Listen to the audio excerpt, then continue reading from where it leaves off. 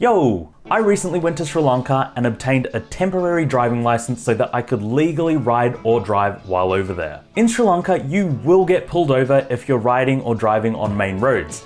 Now, usually a small bribe is enough to get you out of a random check, but if you're involved in an accident, it is a completely different story. As a foreigner, if something goes wrong on the roads, you're already at a disadvantage. Now imagine if you're in an accident and you don't even have a legal riding or driving license.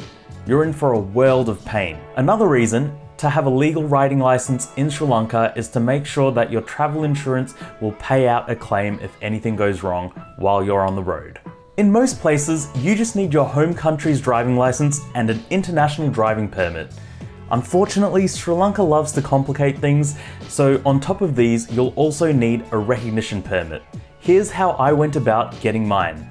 Firstly, I obtained an international driving permit from my home country in Australia. I printed out some passport-style photos. I then visited the Automobile Association of Ceylon with my home country's driving license, my international driving permit, my passport-style photos, 8,500 LKR in cash, and my passport and visa to be safe. The AAC have branches in Nuwara Eliya, Kandy, and Colombo, but for some reason the operator only mentioned Kandy and Colombo to me in order to obtain my recognition permit. After arriving at the AAC in Kandy, the issuing officer asked me if I wanted to get my ratification through my IDP or my home country's license, noting that they would both cost the same, 8,500 LKR.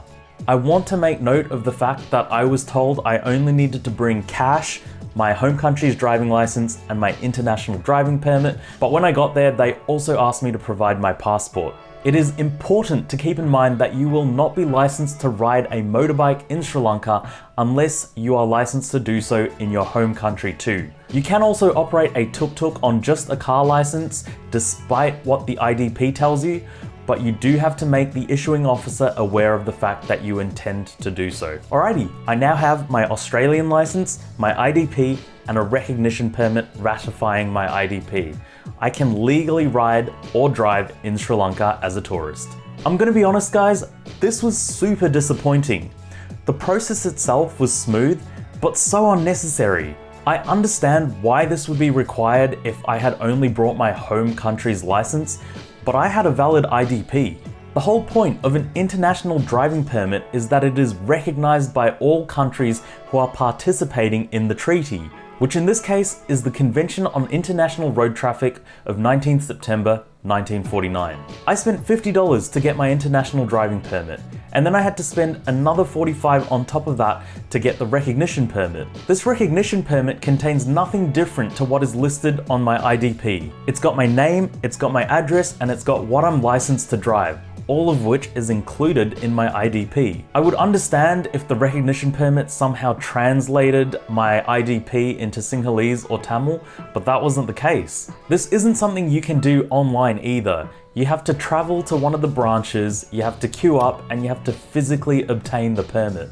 Or you have to pay extra to your rental company so that they can do it for you if they offer that as a service. Unfortunately, this is an unnecessary piece of bureaucracy that catches out tourists who've already obtained an IDP, who already have their home country's license and believe that they're doing the right thing, only to arrive in Sri Lanka, get pulled over, and get stung for it. So my advice is, if you're planning to ride or drive in Sri Lanka as an Australian, don't bother getting your IDP.